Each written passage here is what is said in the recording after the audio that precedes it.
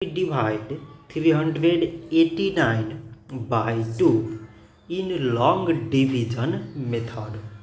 So 2 times 1 means 2. On subtracting we get 1. So now this 1 is less than 2. So we put down the number beside this 8. So now it is 18 and 2 times 9 means 18.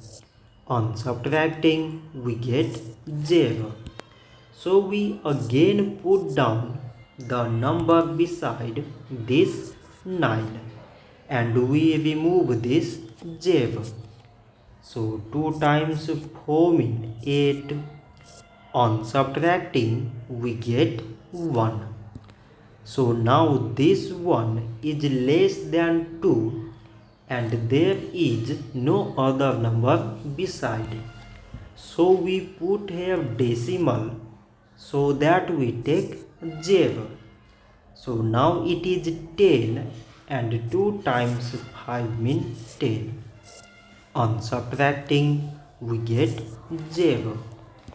So 389 divided by 2 is 194.5.